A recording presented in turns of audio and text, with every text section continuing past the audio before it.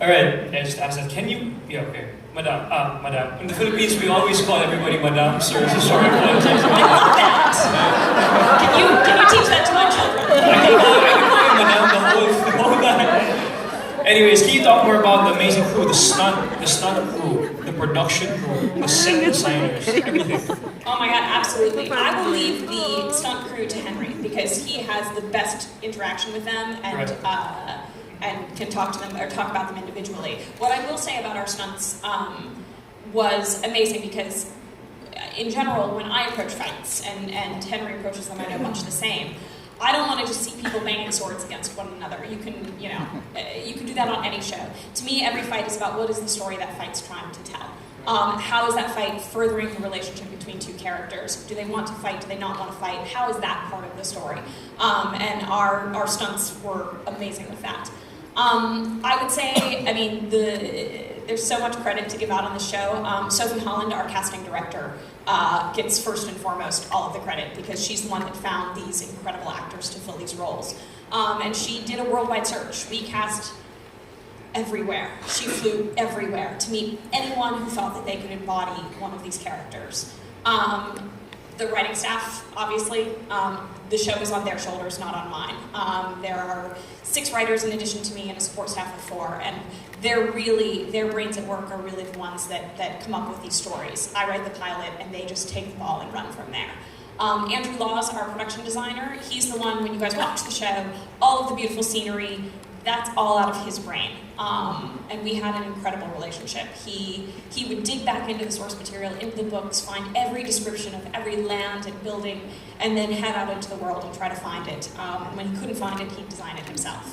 Tim Aslan, costume designer. I mean, there's so many people. We carry a crew of about 300 people at all times. Wow.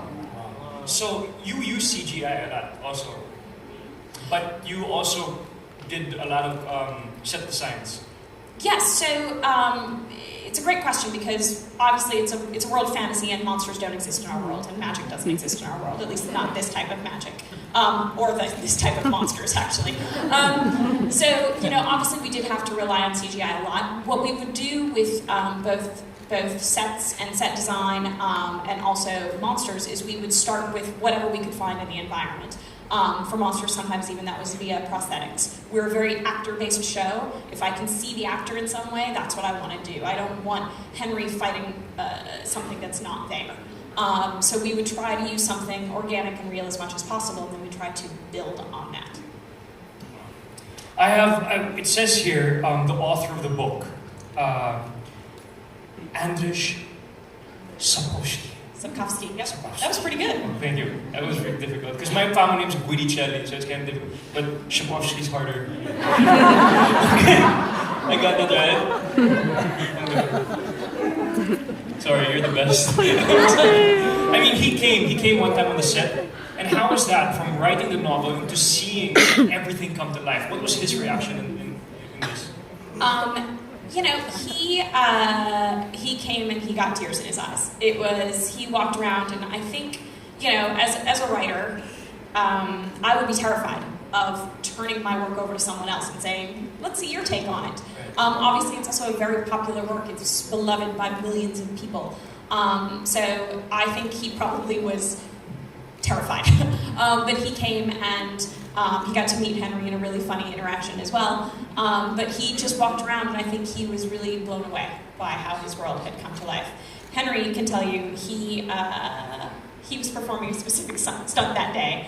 Can you tell us about that, Henry? When I first met Andrew, I was obviously very nervous to meet him.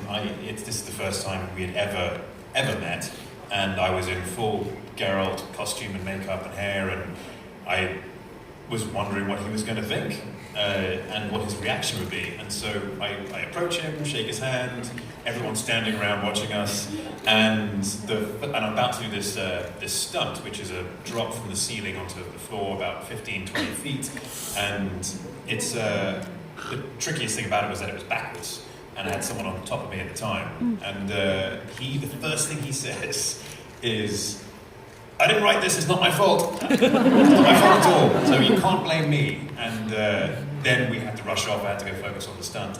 And so, as I would love another opportunity to sit down with him and wax lyrical about The Witcher and the world and where it came from and what his inspirations were. But that was my one and only experience. Oh, you haven't met them yet again? No, not since. No. I mean, we had some dinner together, but it was at a large table of people, and there wasn't much of a chance to talk. So that scene that you had to drop from 15 feet up? I think it was about 15 feet. I think it was, we actually just measured it, 18. 18 feet. Is that a whole day shooting day? How is that? Because there's so much to fit into an 8-episode series, it tends to be, with movies, yes, you might spend a whole day doing that because you're spending 6 months shooting and it's only 2 hours on screen, potentially 2.5 hours max. And with TV, you're looking at 8 hours. And so that was a small portion of the day. It was it was actually a couple of weeks filled with stunts during a fight, which I don't want to say just yet, but you'll see. It's very obvious which fight that is when it happens. We're ready. Are you guys ready to see that? Yeah. Lauren, Henry, thank you very much. On behalf of the Filipino people, thank you very much for being here today. Let's give them a round of applause. Everybody's very excited to take pictures, but would you like to say something to everybody? This has been a very long journey for both of us, and we've both put everything we have into this. For me personally, this is a dream come true. I'm a lover of the fantasy genre, as I've said, and Geralt of Rivia in particular. It's crossed two loves of mine, PC gaming and fantasy genre reading. And to have this so close to being released is an incredibly exciting time for me, and I think I can speak for Lauren and say the same. And we just can't wait for you guys to watch it all. December 20, everybody, The Witcher on Netflix. All right, let's please stand. Let's remove these chairs.